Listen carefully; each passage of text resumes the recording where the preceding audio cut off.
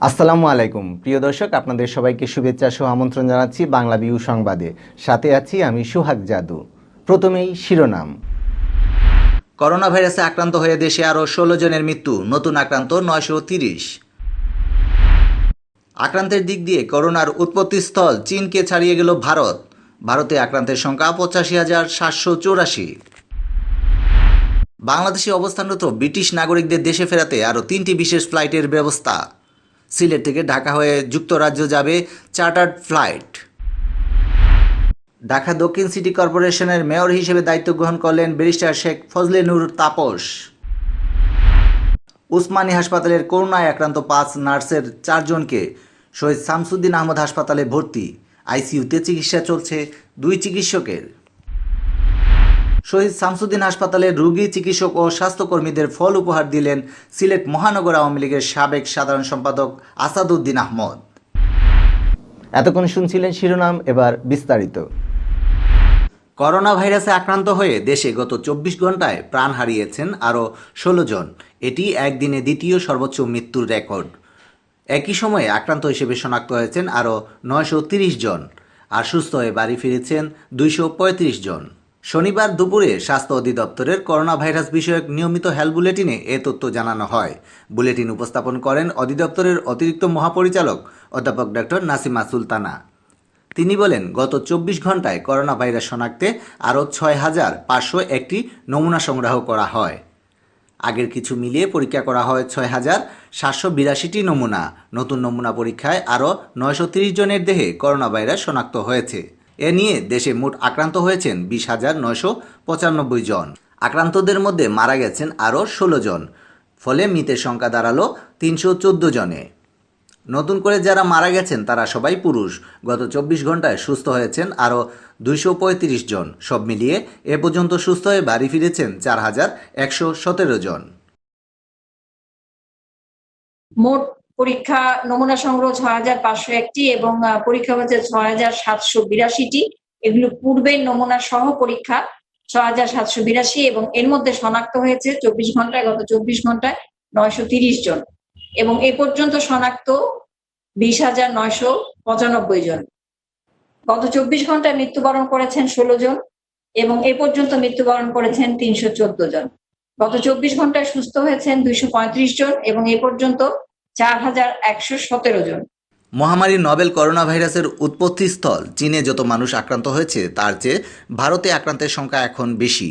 ভারতে ৮৫,৭৮৪ জন আক্রান্ত হলেও চীনে ভাইরাসটিতে সংক্রমিত হয়েছিলেন ৮২,৯৩৩ জন। শুক্রবার ভারতের রাজ্য সরকারগুলোর স্বাস্থ্য বিভাগের দেয়া সর্বশেষ তথ্যের বরাত দিয়ে এ খবর জানিয়েছে দেশটির টেলিভিশন এনডিটিভি। খবরে বলা হয়, আক্রান্তের দিক দিয়ে চীনকে ছাড়িয়ে গেল ভারত। নভেল করোনা ভাইরাসে আক্রান্ত হিসেবে শনাক্তের বিশ্বে ভারতের অবস্থান এখন ১১তম। তবে প্রতিবেশী চীনসহ বিশ্বের অন্যান্য দেশের তুলনায় ভারতে কোভিড-১৯ আক্রান্ত হয়ে মৃত্যুর হার এখনও কিছুটা কম। চীনে করোনায় মৃত্যুর হার ৫.৫% হলেও ভারতে তা ৩.২%। ভারতে আক্রান্ত রোগীদের মধ্যে ৩০,২৩৪ জন চিকিৎসা শেষে সুস্থ হয়েছেন। অপরদিকে সামলে উঠেছে চীন। দেশটিতে এখন সক্রিয় কোভিড-১৯ রোগীর সংখ্যা মাত্র ১০০ জন। আক্রান্ত ৮২,০০০ রোগীর মধ্যে ৭৮,০০০-এরও বেশি সুস্থ হলেও দেশটিতে প্রাণ হারিয়েছেন ৪,৬৩৩ জন। সবচেয়ে বেশি আক্রান্ত যুক্তরাষ্ট্রে। সেখানে আক্রান্ত ১৪,৭৭,০০০-এর মধ্যে ৮৮,০০০-এরও বেশি মানুষ মারা গেছে।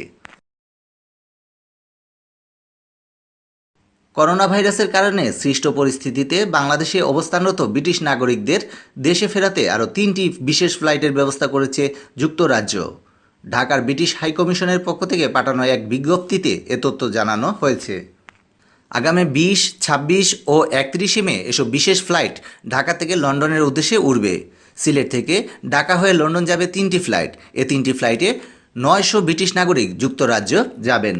এর আগে বাংলাদেশে আটকে পড়া ব্রিটিশ নাগরিকদের জন্য প্রথম দফায় ৪টি ও দ্বিতীয় দফায় ৫টি বিশেষ ফ্লাইটের ব্যবস্থা করা হয়।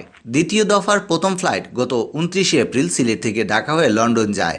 ১ মে সিলেট থেকে ঢাকা হয়ে লন্ডন যায় দ্বিতীয় ফ্লাইট। ৩ মে ঢাকা থেকে লন্ডন যায় তৃতীয় ফ্লাইট। ৫ মে সিলেট থেকে ঢাকা হয়ে লন্ডন যায় চতুর্থ ফ্লাইট। আর ৭ মে সিলেট থেকে ঢাকা হয়ে লন্ডন যায় পঞ্চম ফ্লাইট। প্রথম দফায় ব্রিটিশ এয়ারওয়েজের 4টি বিশেষ ফ্লাইটে বাংলাদেশ থেকে লন্ডন গেছেন ব্রিটিশ নাগরিকরা। গত 21, 23, 25 ও 26 এপ্রিল আরও 4টি ফ্লাইট ঢাকা থেকে লন্ডনে যায়। করোনা ভাইরাসের কারণে ঢাকার সঙ্গে চীন ছাড়া সব দেশের প্লেন যোগাযোগ বন্ধ রয়েছে। তবে বিদেশি নাগরিকরা বাংলাদেশ ছাড়তে চাইলে তাদের চার্টার্ড ফ্লাইট ব্যবহারের অনুমতি দেওয়া হয়েছে।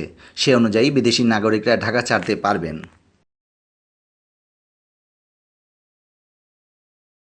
ঢাকা দক্ষিণ সিটি কর্পোরেশনের মেয়র হিসেবে দায়িত্ব গ্রহণ করলেন ব্যারিস্টার শেখ ফজলে নূর তাপস। শনিবার দুপুর 1টার পর নগর ভবনে কর্পোরেশনের প্রধান নির্বাহী কর্মকর্তা শাহ মোহাম্মদ এমদাদুল হকের কাছ থেকে তিনি দায়িত্ব বুঝে নেন।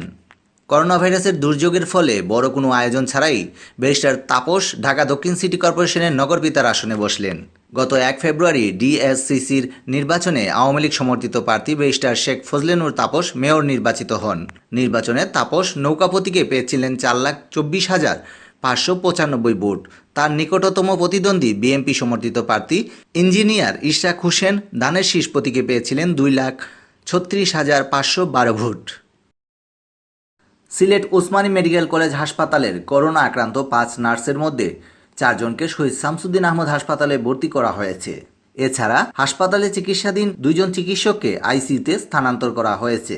শহীদ শামসুদ্দিন আহমদ হাসপাতালের আবাসিক চিকিৎসা কর্মকর্তা সুশান্ত কুমার মহাপাত্র জানান, আক্রান্ত 4 নার্সের জ্বর ও শ্বাসকষ্ট বেড়ে যাওয়ায় তাদেরকে শামসুদ্দিনের ভর্তি করা হয়েছে। অন্যজনের শারীরিক অবস্থা বেশি খারাপ নয়, তাই তিনি বাসায় আইসোলেশনে আছেন। শুক্রবার ওসমানী মেডিকেল কলেজ হাসপাতালের ল্যাবে 85 জনের নমুনা পরীক্ষা করা হয়। এর মধ্যে 13 জনের শরীরে করোনা ভাইরাস ধরা পড়ে। এই 13 জনের মধ্যে সিলেট ওসমানী মেডিকেল কলেজ হাসপাতালের 5 নার্স রয়েছেন। এদিকে সিলেটে করোনা চিকিৎসা কেন্দ্র শহীদ শামসুদ্দিন আহমদ হাসপাতালে চিকিৎসাধীন 2 চিকিৎসককে আইসিইউতে স্থানান্তর করে সেবা দেওয়া হচ্ছে।